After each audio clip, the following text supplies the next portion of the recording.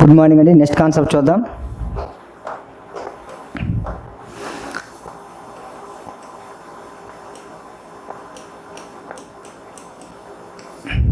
ఒక ఏబీసీ త్రిభుజాన్ని తీసుకున్నట్లయితే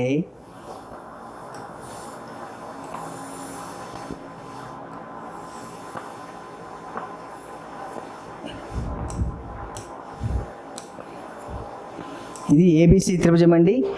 ఏ నుండి ఒక కోణ సమద్విఖండన రేఖను తీసుకున్నట్లయితే శీర్షం ఏ నుండి ఒక కోణ సమద్విఖండన రేఖను తీసుకున్నట్లయితే కోణ సమద్విఖండన రేఖ అనేది బీసీ భుజాన్ని ఏ నుండి కోణ సమద్విఖండన రేఖను తీసుకున్నట్లయితే అది బీసీ భుజాన్ని ఈ వద్ద తాకుతుందండి. బీసీ భుజాన్ని ఈ వద్ద తాకుతుంది. అదే శీర్షము ఏ నుండి బీసీ పైకి ఒక లంబ రేఖను గీసినట్లయితే అదే శీర్షం ఏ నుండి బీసీ పైకి ఒక లంబ రేఖను తీసుకుంటామండి.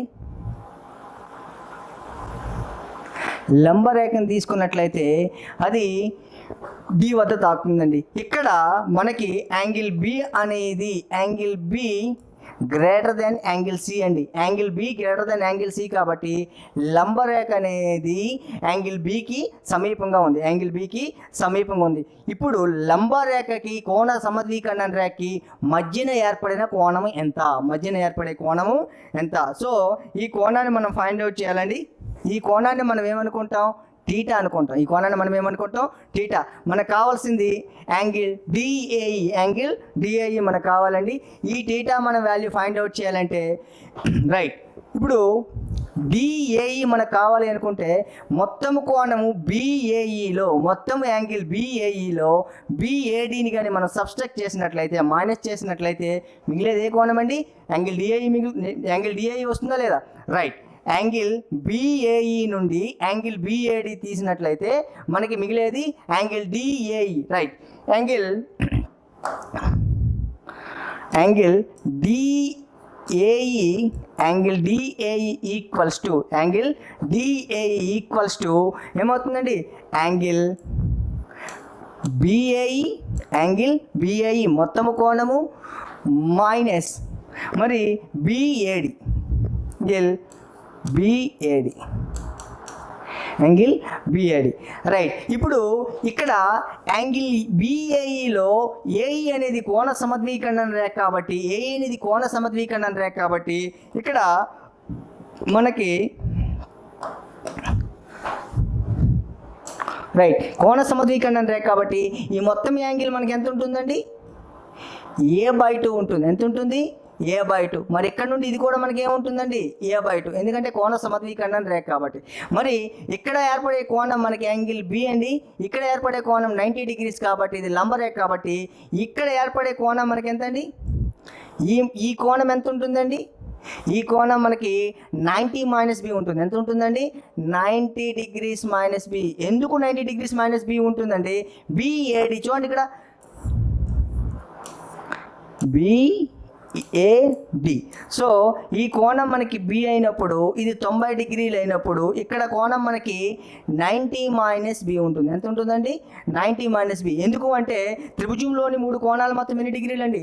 180 డిగ్రీలు. మరి 3 మనం యాడ్ చేసినట్లయితే B 90 degrees plus 90 - B. So plus B minus B cancel అయితే మిగిలేది 90 + 90 180. సో మనం ఇక్కడ ఈ కోణం ఎంత ఉంటుందండి? 90 - బి ఉంటుంది. రైట్. ఇప్పుడు చూడండి. రైట్. ఇప్పుడు యాంగిల్ బిఏఈ మనకి a/2 అండి. యాంగిల్ a/2 మైనస్ బిఏడి మనకి ఏంటండి? 90 - బి అండి. ఏంటది? 90 - బి. సో మనకి ఇప్పుడు 90ని మనం ఎలా రాయొచ్చండి? ఒక త్రిభుజములోని కోణాల మొత్తం మనకి ఎంత అండి? రైట్. ఒక త్రిభుజములోని కోణాల మొత్తం ఎన్ని డిగ్రీలు అండి? 180 డిగ్రీలు. సో angle A plus angle B plus angle C equals to 180 degree అండి. సో దీనన్నిటిని ఆఫ్ చేయండి. Angle a/2 plus angle b/2 plus angle c/2 that equation ఎంత అవుతుందండి? 90 డిగ్రీస్ అవుతుంది. సో ఈ 90కి బదులు మనం ఏం రాయొచ్చండి? యాంగిల్ a/2 మైనస్ 90 బదులు angle a/2 plus angle b/2 plus angle C/2 minus angle B. So ఇప్పుడు చూడండి, మైనస్తో మనం గుణించండి యాంగిల్ A/2, మైనస్తో గుణిస్తే minus angle A/2 minus angle B/2 minus angle C/2 minus into minus ఏమవుతుందండి, ప్లస్ యాంగిల్ B అండి. So ఇక్కడ మనకి plus A/2 minus angle A/2 రెండు cancel అయితే 2 ఇంటూ B ఏమవుతుందండి, 2Bలో ఒక B పోతే angle B/2 that equals to angle B/2 minus angle C/2. ఈ మొత్తాన్ని మనం ఎలా రాయొచ్చండి, angle DAE equals to request ఏమవుతుందండి, angle B minus angle C/2. So ఈ టోటల్గా మనకి ఇక్కడ ఇదంతా మనకు అవసరం లేదండి. రైట్, ఇక్కడ చూడండి, ఒకే శీర్షము నుండి గీయబడిన కోణ సమద్విఖండన రేఖ లంబరేఖ మధ్య ఏర్పడే కోణం ఎంత ఉంటుందండి, యాంగిల్ ఏ కోణం అయితే పెద్దగా ఉంటుందో, మిగిలిన రెండు కోణాలు ఉంటాయి కదండి, ఆ రెండింటిలో ఏ కోణం అయితే పెద్దగా ఉంటుందో అందులో రిమైనింగ్ ఉండే minus angle B minus angle C/2. అంటే ఏ కోణం గుండా మనం కోణ సమద్విఖండన రేఖను తీసుకుంటున్నామో, ఏ కోణం గుండా లంబరేఖను తీసుకుంటున్నామో ఆ కోణాన్ని విడిచిపెట్టి మిగతా రెండు కోణాల యొక్క మధ్య భేదంలో సగం ఉంటుంది. దట్ ఈక్వల్స్ టు ఇది థీరం అండి. ఈ థీరం మీద అడిగే కాన్సెప్ట్లో క్వశ్చన్ చూద్దామండి. రైట్, ఈ క్వశ్చన్ చూడండి. In a triangle ABC, angle B equals to 60 degrees, angle C equals to 40 degrees. AD is the bisector of A and A is the drawn perpendicular on BC from A. Then the measure of angle EAD. ఇది రీసెంట్గా మీకు అడిగిన question అండి. ఒక ABC త్రిభుజములో angle B ఎంత ఇచ్చాడండి, 60 డిగ్రీలు ఇచ్చాడు. యాంగిల్ C ఎంత ఇచ్చాడండి, 40 డిగ్రీలు ఇచ్చాడు. యాంగిల్ A యొక్క కోణ సమద్విఖండన రేఖ AD అనేది A యొక్క కోణ సమద్విఖండన రేఖ, AE అనేది A నుండి BC పైకి గీచిన లంబరేఖ అయిన EAD ఎంత, చూడండి ఇక్కడ.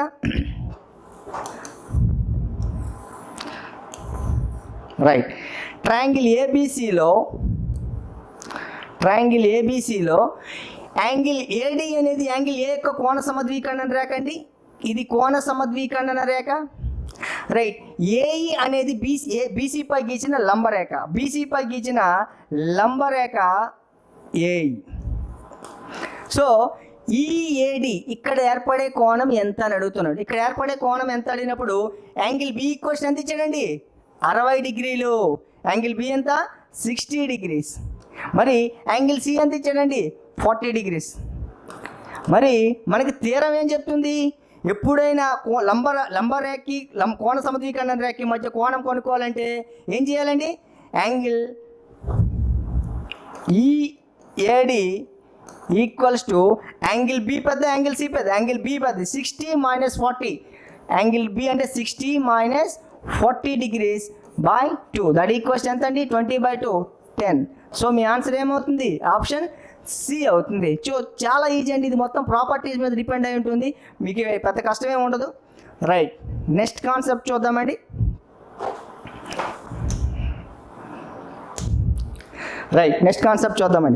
నెక్స్ట్ స్టివర్ట్ థియరం చూద్దామండి.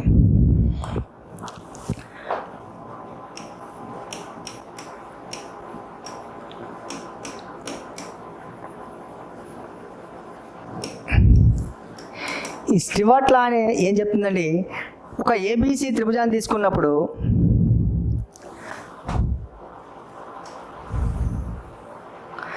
ABC త్రిభుజాన్ని తీసుకున్నామండి. ABC త్రిభుజంలో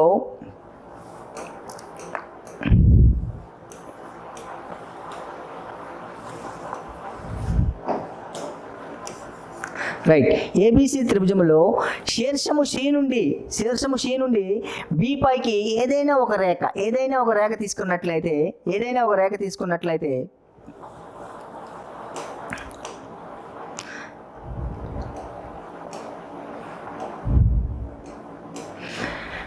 C నుండి ఏదైనా ఒక రేఖ తీసుకున్నట్లయితే రైట్. మరి అది ఏబీ భుజాన్ని డి వద్ద తాకుతుంది, అది ఏబీ భుజాన్ని డి వద్ద తాకుతుంది. అది ఏబీ భుజాన్ని డి వద్ద తాకినప్పుడు ఆ సిడి మధ్య ఉండే ఆ రేఖాఖండం యొక్క పొడవును మనం కనుక్కోవాలి. మరి ఆ రేఖాఖండం యొక్క పొడవును మనం కనుక్కోవచ్చు. రైట్. మరి ఆ రేఖాఖండం యొక్క పొడవును మనం ఎలా కనుక్కుంటాం అనేది స్టివార్ట్ థియరం చెప్తుందండి. మరి రైట్, ఒక ఏబిసి త్రిభుజంలో చూడండి, ఇది లంబరేఖ కాదు, మధ్యగత రేఖ కాదు, కోణ సమద్విఖండన రేఖ కాదు. ఎందుకు కాదు అంటే, మీరు లంబరేఖ అయినప్పుడు ఫర్ ఎగ్జాంపుల్ ఏదైనా ఒక త్రిభుజంలోని ఇది లంబరేఖ అయినప్పుడు ఇది త్రీ యూనిట్స్ ఉన్నట్లయితే, ఇది 5 యూనిట్లు ఉన్నట్లయితే, ఏడి అనేది లంబరేఖ అయినప్పుడు ఇది ఎంత ఉంటుందండి? 4. మీరు ఈజీగా చెప్పొచ్చు. కానీ ఇది లంబరేఖ కాదు, మీరు మధ్యగత రేఖ అని చెప్పొచ్చు. మధ్యగత రేఖ అయినప్పుడు చెప్పొచ్చు. మధ్యగత రేఖ ఎలా చెప్తామండి? ఒక శీర్షము నుండి ఎదుటి భుజం యొక్క మధ్య బిందువును కలిపే రేఖని మనం ఏమంటామండి? మధ్యగత రేఖ అంటాం. మరి మధ్యగత రేఖ పొడవును మనం ఎలా కనుక్కుంటామండి? ఏడీ పొడవును మనం కనుక్కోవాలంటే ఏ శీర్షానికి ఎదురుగా ఉండే భుజము ఏ యూనిట్, స్మాల్ ఏ యూనిట్లు, బి శీర్షానికి ఎదురుగా ఉండే భుజము స్మాల్ బి యూనిట్లు, సి శీర్షానికి ఎదురుగా ఉండే భుజము స్మాల్ సి యూనిట్లు అయినప్పుడు ఏడీ పొడవు మనం కనుక్కోవాలంటే AD equals to half 2 into half √2b² + 2c² - a² అని మీరు చెప్పొచ్చు. మధ్యగత రేఖ పొడవు కూడా మీరు చెప్పొచ్చు. కానీ ఇది మధ్యగత రేఖ కాదు, లంబరేఖ కాదు, కోణ సమద్విఖండన రేఖ కూడా కాదు. మరి అటువంటిప్పుడు మరి ఈ రేఖాఖండం యొక్క పొడవును మనం ఏ విధంగా కనుక్కుంటాం అనేది స్టివార్ట్ థియరం యూజ్ చేసి మనం ఫైండ్ అవుట్ చేయొచ్చండి. మరి ఆ స్టివార్ట్ థియరం ఎలా ఉంటుందో చూద్దాం ఒకసారి. రైట్.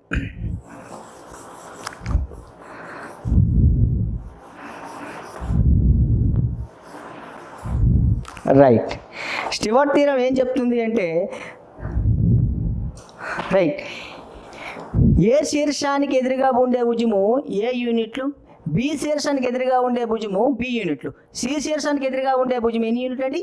సి యూనిట్లు అయినప్పుడు బి నుండి డి గల మధ్య దూరము ఎం, మరి డి నుండి ఏ గల మధ్య దూరము ఎన్ అయినా సిడి, ఈ డిస్టెన్స్ మనం ఫైండ్ అవుట్ చేయాలి. ఈ డిస్టెన్స్ అనేది మనం ఫైండ్ అవుట్ చేయాలి. రైట్, ఇక్కడ మనకి ఇది థీటా అయినట్లయితే ఇదేమవుతుందండి? మనకి 180 - θ అవుతుంది. ఏమవుతుంది?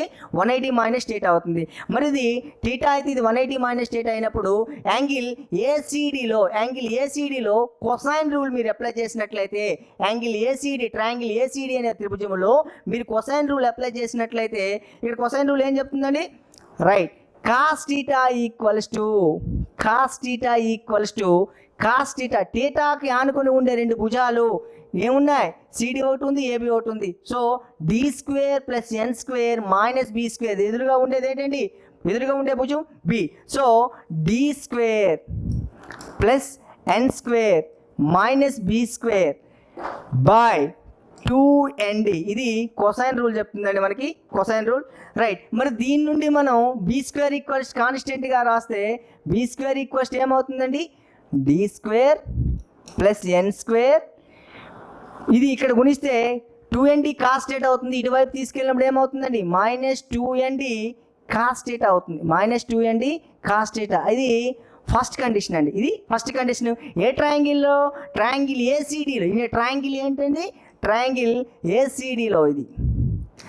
రైట్, ఇది ట్రయాంగిల్ ఏసీడీలో. అదేవిధంగా మనం ట్రయాంగిల్ బీసీడీ తీసుకోండి.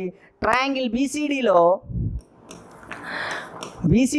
చూసినట్లయితే ఇక్కడ ఏముందండి? థీటాకి బదులు 180 - θ. ఇక్కడ కాస్ రూల్ అప్లై చేయండి. cos 180 - θ, cos 180 - θ ready equals to 180 - θ. ఇక్కడ కోణానికి ఎదురు ఆనుకొని ఉండే రెండు భుజాలు d1 m1. So d² + m² minus ఎదురుగా ఉండేది ఏంటండి? ఏ భుజం. సో దాన్ని మైనస్ చేయాలి. -a² by 2dm. సో దీని నుండి a² కాన్స్టెంట్గా రాయండి. a² ఈక్వల్స్ ఏమవుతుందండి? a² equals to d² + m². ఏనిటి తీసుకొచ్చామండి? దీనిటి గుణిస్తే సో ఇక్కడ చూడండి, cos 180 - θ, cos 180 - θ ఏమవుతుందండి? cos 180 - θ. 180 - θ ఏ కోఆర్డినేట్లో ఉంటుంది? సెకండ్ కోఆర్డినేట్లో ఉంటుంది. ఇది 90 degrees అయినప్పుడు, ఇది 180 అయినప్పుడు 180 - θ సెకండ్ కోఆర్డినేట్లో ఉంటుంది. సెకండ్లో మనకి సైన్ కొసికెన్ మాత్రమే పాజిటివ్. మీరు 10th లో ఆల్ సిల్వర్ టీ కప్స్ చూసి ఉంటారు. All silver tea cups sine cosine మాత్రమే, దీని రెసిప్రోకల్ సైన్ యొక్క విలోమం కొసైన్ మాత్రమే పాజిటివ్గా ఉంటుంది. సో కాస్ అనేది అక్కడ నెగిటివ్ కాబట్టి ఇదేమవుతుందండి, cos 180 minus θ that equals to minus cos θ. దీన్ని ఇటువైపు గుణించినట్లయితే మైనస్ కాస్ θ కాస్త ఇటువైపు తీసుకొస్తే ప్లస్ అవుతుందండి. రైట్ చూడండి. సో ఇదేమవుతుందండి, that equals to d square plus m square. ఇది మైనస్ కాస్ θ అవుతుంది. 2dm మైనస్ కాస్ θ, దాన్ని అటువైపు తీసుకెళ్తే ఏమవుతుంది, plus 2dm cos θ plus 2dm cos θ. ఇది సెకండ్ కండిషన్ అండి. ఇప్పుడు సెకండ్ కండిషన్ రైట్, ఈ ఫస్ట్ కండిషన్ని మీరు ఎంతో మల్టిప్లై చేయండి, సెకండ్ కండిషన్ని ఎంతో మల్టిప్లై చేయండి. ఫస్ట్ కండిషన్ మీరు ఎంతో మల్టిప్లై చేసినప్పుడు బోత్ సైడ్ రెండు వైపులు కూడా ఎంతో మీరు గుణించినప్పుడు m into b square m that equals to b square m equals to ఏమవుతుందండి, m into d square m right plus m into n square, so n square m minus 2mnd cos θ minus 2mnd cos θ. అంటే second equation ఎంతో గుణించండి, a square into n that equals to d square n plus m square n plus 2dmn cos θ. So ఈ రెండు మీరు add చేసినట్లయితే plus minus మీకు ఏమవుతుందండి, ఈ రెండు క్యాన్సిల్ అవుతాయి. ఇక్కడ మీకు క్యాన్సిల్ అయినప్పుడు నెక్స్ట్ చూడండి, దీంట్లో A square N plus B square M, A square N plus B square M that equals to, ఇందులో d స్క్వేర్ మీరు కామన్ తీయండి, d స్క్వేర్ మీరు కామన్ తీసినట్లయితే d square equals to m plus N, d square equals to m plus N. Then ఇక్కడ మీరు mn common తీసినట్లయితే mn common తీసినట్లయితే m plus n మిగులుతుందండి. ఎందుకు, m into mn into m square n, mn into n square m. So సరిపోయింది. Right, ఇప్పుడు దీన్ని right ఇక్కడ చూడండి, A square n plus B square m that equals to d square m plus n. ఇక్కడ మీరు m plus nకి బదులు మీరు ఏం రాయొచ్చండి, c రాయొచ్చు. m ప్లస్ n అంటే మొత్తం ఏంటండి, c. సో దీనికి బదులు ఇక్కడ c ఉంటుంది, ఇక్కడ c ఉంటుంది. సో c కామన్ తీస్తే మీకు ఏమవుతుందండి, d స్క్వేర్ ప్లస్ mn. ఇది మనకి టోటల్గా స్టివర్ట్ లా అండి, ఇది మనకి స్టివర్ట్ లా చెప్తుంది. మరి ఇదంతా మనకు అవసరమా అంటే అవసరం లేదు. జస్ట్ మీకు కాన్సెప్ట్ ఎవరంటే క్వశ్చన్ వచ్చినప్పుడు చాలా ఈజీగా మీరు చేయొచ్చు. ఈ జామెట్రీ మొత్తం మీకు ప్రాపర్టీస్ మీద డిపెండ్ అయ్యేది. ఇక్కడ మరి ఎలా చేస్తాం, ఈ క్వశ్చన్ చూడండి ఒకసారి. ఈ థియరం మనం ఎలా చేస్తాం, సింపుల్ అండి, ఏం లేదండి, direct A square N right, A square N B square M plus B square M equals to, C కామన్గా ఉంది కదండి, సి కామన్ తీయండి, D square M N, D square M N. ఇది డైరెక్ట్గా మీకు స్టివర్ట్ లా అండి. ఇది మొత్తం మీకు ప్రూఫ్ చెప్పాను, బట్ ఈ ప్రూఫ్ మీకు అవసరం లేదు. జస్ట్ స్టివర్ట్ లా ఏదైనా ఒక శీర్షము నుండి ఏదైనా ఒక రేఖను తీసుకున్నప్పుడు ఆ రేఖాఖండం యొక్క పొడవును మనం కనుక్కోవాలి అనుకుంటే డైరెక్ట్గా స్టివర్ట్ లా యూజ్ చేసి మనం ఫైండ్ అవుట్ చేయొచ్చండి. మరి రైట్, దీంట్లో స్టివర్ట్ లాను ఓకే రైట్ అండి. స్టివర్ట్ థియరంలో స్పెషల్ కేసు చూద్దాం.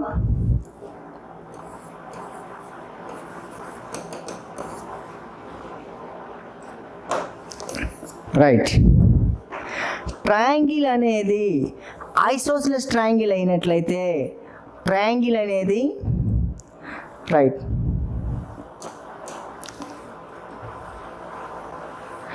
ట్రయాంగిల్ అనేది ఐసోసెలస్ ట్రయాంగిల్ అయినట్లయితే సమద్విబాహు త్రిభుజం అయినట్లయితే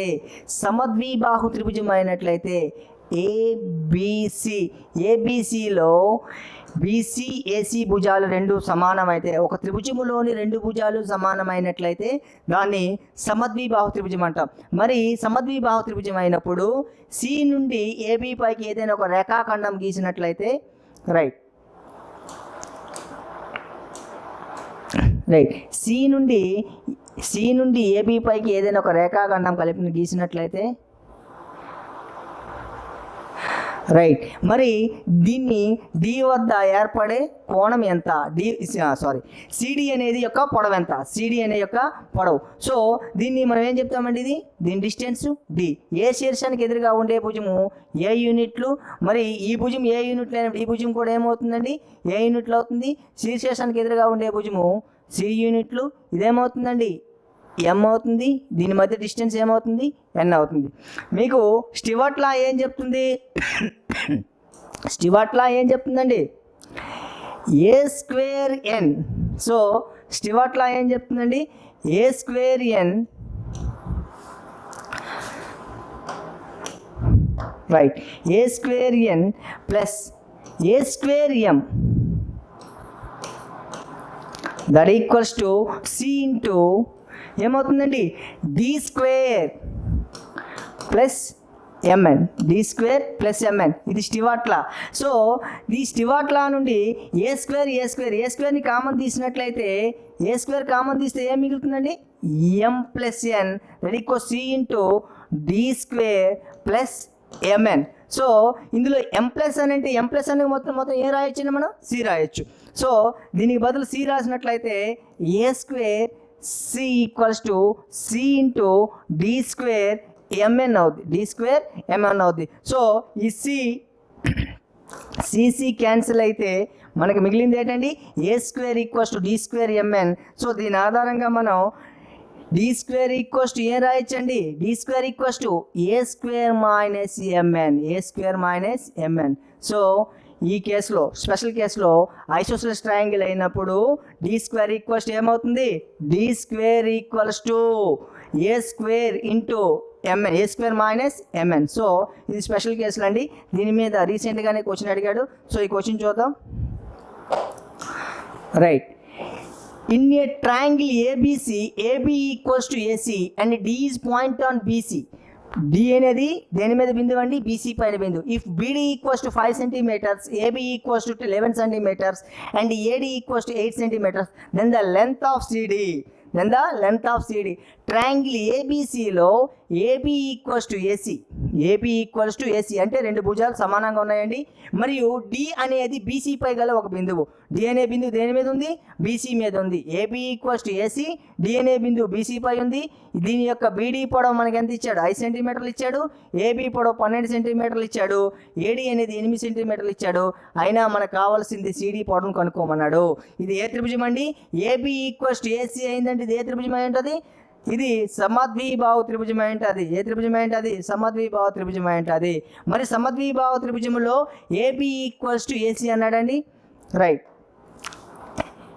ఏబిసి త్రిభుజములో ఏబి ఈక్వల్స్ టు ఏసీ, ఈ రెండు భుజాలు సమానం అండి. రైట్. మరి డి అనేది బీసీ పై గల బిందువు. ఏదైనా బీసీ పై ఒక బిందువు. ఇక్కడ డి అనేది బీసీ పై ఏదైనా ఒక బిందువు. మరి బీడీ దూరం ఎంత ఉందండి? ఇది 5 సెంటీమీటర్లు ఉంది. రైట్. మరి ఏబి యొక్క డిస్టెన్స్ ఎంత ఇచ్చాడండి? 12 ఇచ్చాడు. ఏబి డిస్టెన్స్ ఎంత ఇచ్చాడు? 12 ఇచ్చాడు. మరి ఏడి పొడవు ఇచ్చాడు. ఏ అంటే ఏడి పొడవు ఇచ్చాడంటే ఏ నుండి డి పైకి ఒక రేఖ కలుపుతుంది. ఏ నుండి డి పైకి ఒక రేఖ కలుపుతుంది. ఆ రేఖాఖండం పొడవు ఎంత ఇచ్చాడు? 8 సెంటీమీటర్లు ఇచ్చాడు. అయినా సిడి పొడవు ఎంత? సిడి పొడవు ఎంత? సో ఇది ఏబి ఐసోసెలస్ ట్రయాంగిల్ కాబట్టి ఏబి ఈక్వల్స్ ఏసీ అంటే ఏబి 12 ఉన్నప్పుడు ఏసీ కూడా ఎంత ఉంటుందండి? 12 ఉంటుంది. రైట్. మీకు స్టివర్ట్ థీరం ఏం చెప్తుందండి? స్టివర్ట్ లా ఏం చెప్తుంది? Right. D square equals to A square minus M N. D square equals to A square minus M N చెప్తుంది కదండి. డి అంటే సో ఇక్కడ డి ఇది డి అవుతుంది, ఇది ఏ అవుతుంది, ఇది ఎం అవుతుంది, ఇది ఎన్ అవుతుంది. సో దీన్ని మనం ఎక్స్ అనుకుందామండి. దీన్ని ఏమనుకుందాం? ఎక్స్. డి స్క్వేర్ అంటే మనకి ఏమవుతుందండి? D square equals to 8 square. D square equals to 8 square. Right. D square equals to 8 square. A square అంటే ఎంతండి? 12 square minus MN, IM into N. So దీన్ని మనం ఎక్స్ అనుకోండి. 5x ఏమవుతుందండి? 5x అవుతుంది. ఈ 5x ని తీసుకొచ్చేయండి. ప్లస్ 5x ఈక్వల్స్ దీని తీసుకోండి. 12 స్క్వేర్ అంటే 144, 8 స్క్వేర్ అంటే -64. దెన్ 5x ఈక్వల్స్ టు 144లో 64 తీసిన సో మనకి ఎంత అవుతుంది? 80 అవుతుంది. 5 1 జా 5 16 జా. దెన్ x ఈక్వల్స్ ఎంత అండి? 16. సో మీ ఆప్షన్ ఏమవుతుంది? బి. సో కాన్సెప్ట్ మీద ఈ క్వశ్చన్స్ ఫ్రేమ్ అవుతూ ఉంటాయండి, జామెట్రీ మొత్తం కాన్సెప్ట్స్ అని. రైట్. Okay, thank you.